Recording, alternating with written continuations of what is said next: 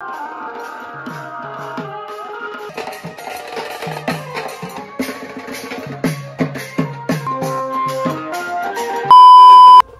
Guys, welcome back to my YouTube channel Rakesh lifestyle 07। तो যাই হোক, আজকের ব্লগটা এখান থেকে শুরু করছি।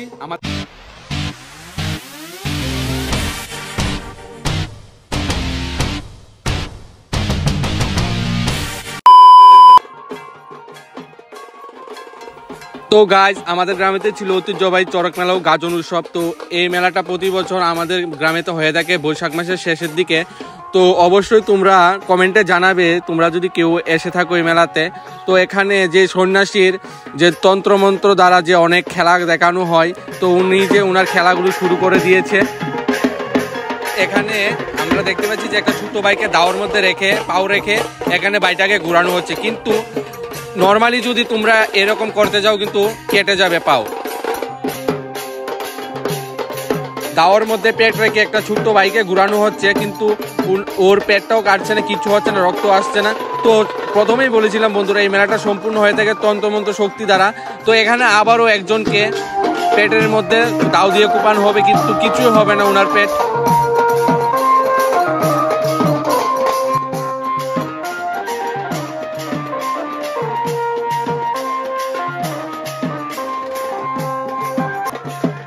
এখানে সন্ন্যাসী দাওয়ার মধ্যে নৃত্য করছে, এখানে দাওগুলি বসানো আছে, ধারালো দাও কিন্তু এগুলি।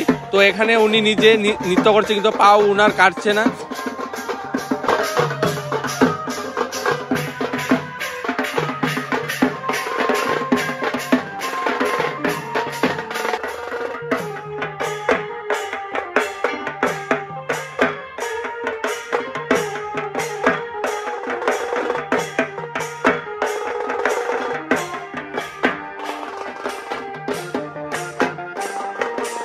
তারপর দেখতে পাচ্ছি আবারও এখানে একটি কাঠের মধ্যে লোহা বসানো আছে। তো লোহার মধ্যে খালি গায়ে এখানে একজনকে শুইয়ে রেখে তারপর তার উপর আরেকজনকে শুইয়ে এখানে ঘুরানো হচ্ছে, কিন্তু লোহাগুলি ওনার যে পিঠ রয়েছে পিঠের ভিতর দিয়ে কিন্তু ঢুকছে না শরীরের ভিতরে।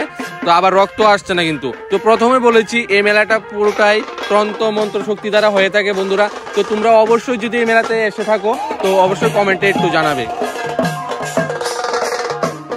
বন্ধুরা। এখানে আমরা আবারও দেখতে পাচ্ছি যে একজনকে শুইয়ে তার পেটের মধ্যে চালকুমড়া রাখা হয়েছিল। তো তার পেটে যে চালকুমড়াটা রাখা হয়েছিল, তো চালকুমড়াটাকে কাটা হবে দাও দিয়ে। তো এখানে যে কাটা হবে তার পেটের মধ্যে চালকুমড়াটা দিয়ে আঘাত করা হবে দাও দিয়ে, তো তার পেটে কোনো আঘাত আসবে না। বন্ধুরা, তোমরা এই ভয়ানক ভয়ানক দৃশ্যগুলি আর কোথায় দেখেছো? যে সন্ন্যাসীর যে ভয়ানক ভয়ানক দৃশ্য, চড়ক পূজা, বর্ষিকাতা, তো তোমরা এর আগে কোথাও দেখেছো কি?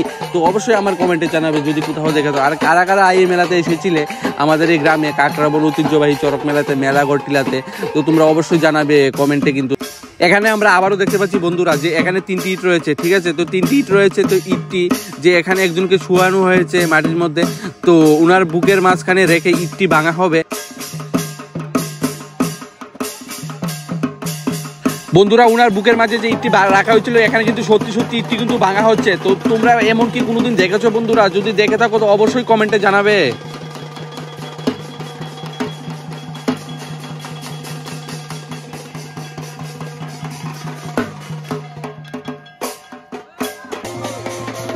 এখন আমরা দেখবো যে কাচের নৃত্য। তো প্রথমে আমরা দেখেছিলাম যে দাওয়ের আঘাতের খেলা, যে ইট ভাঙা বুকের মাঝখানে রেখে হাতুড়া দিয়ে। তো তারপর দেখেছি যে লোহার মধ্যে শুয়ে রাখা। যে এখন আমরা দেখবো যে কাচের উপর নৃত্য। তো এই দেখতে পাচ্ছি যে আমরা কাচের উপর নৃত্য, যে সন্ন্যাসী এখানে নিজে কাচের উপর নৃত্য করছে। তো পায়ে কিন্তু কোনো রক্তের আঘাত আসছে না। তো এটা কিভাবে হয় সম্ভব? তো বন্ধুরা, তোমরা কখনো কি দেখেছো? যদি না দেখে থাকো অবশ্যই কমেন্টে জানাবে।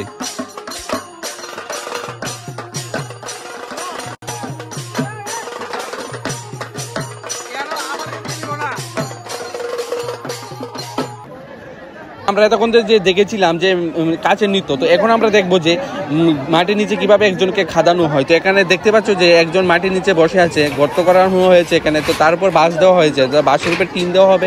তো টিন দিয়ে তারপর মাটি দেওয়া হবে। তো মাটি দিয়ে ওনাকে খাদাইয়ে দেওয়া হবে মাটিতে। তো ওনাকে তোলা হবে ঘন্টা 1 ঘন্টা পরে। তো ওনার কিছুই হবে না, ঠিক আছে বন্ধুরা?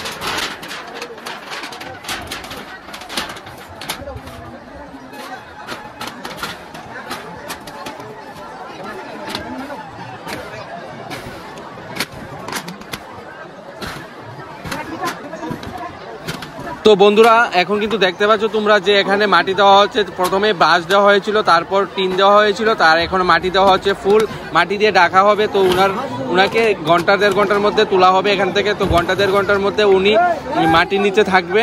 বন্ধুরা আমরা তখন দেখেছিলাম যে দাওয়ের খেলা এবং কাচের খেলা, যে ইট ভাঙা হয়েছিল বুকের মধ্যে। তো এইগুলি শেষে তো আমরা এখন দেখতে পাচ্ছি যে আমাদের মাঝে রয়েছে শিব ও গৌরী। তো শিব ও গৌরীকে আনা হয়েছে, তারপর আমরা দেখতে পারবো শিব ও কালী নৃত্য। এখন কিন্তু আমরা দেখতে পাচ্ছি এখানে শিব আর গৌরীর বিয়ে।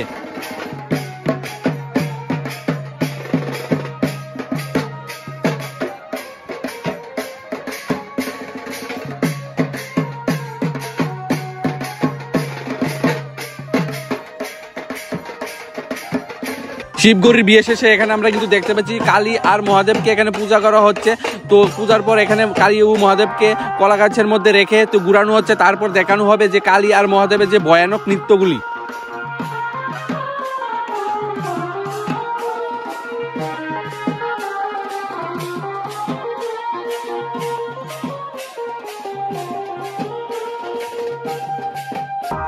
তো বন্ধুরা এখানে কিন্তু আমরা দেখতে পাচ্ছি বাবা ভোলানাথের ভয়ঙ্কর নৃত্য।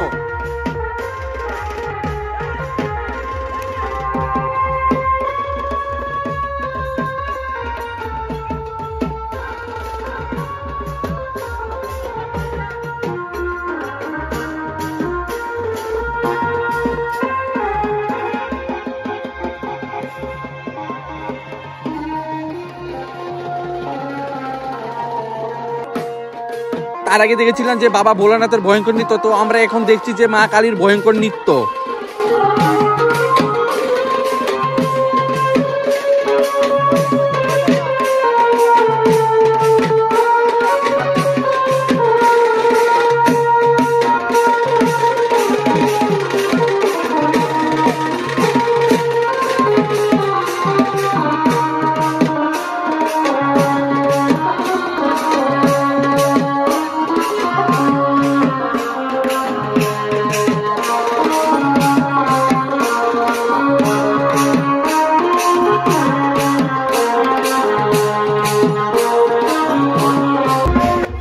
বাবা ভোলানাথের এবং কালী মায়ের যে নৃত্য ছিল, তো নৃত্যর পর তারপর এখানে বন্ধুর একজনের পিঠে যে বর্ষিকাতা, যে আজকের যে মেইন আকর্ষণ যে বর্ষিকাতা, বর্ষিকাতে যে গাছ ঘুরানো হবে।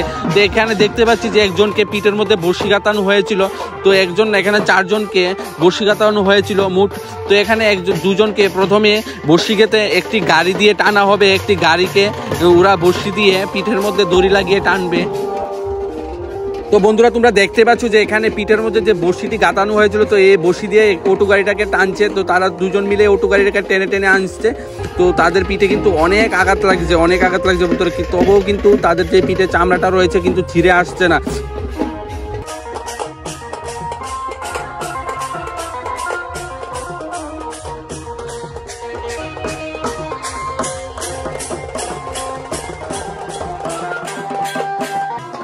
তো এখন আমরা দেখছি আরেকটা আকর্ষণীয় খেলা। তো দেখতে পাচ্ছ যে একজন মুখের মধ্যে কেরোসিন নিয়ে তিনি উপর মারছে, তার থেকে আগুন জ্বলছে।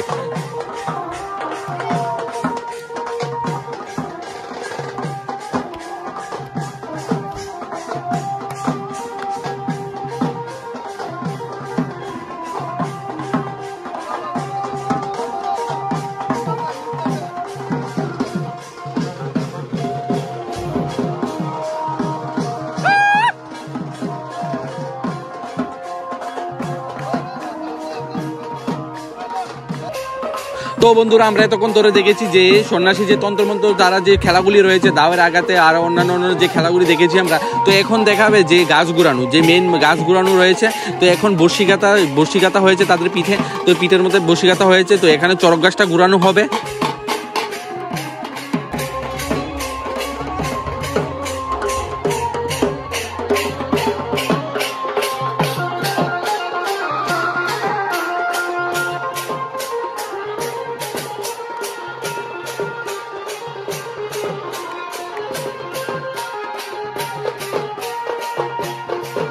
বন্ধুরা আজকের মতো ব্লগটি এখানে শেষ করছি। তো অবশ্যই জানাবে যে চরক মেলা গাজন উৎসবের ব্লগটি কেমন লেগেছে তোমাদের। তো বাই।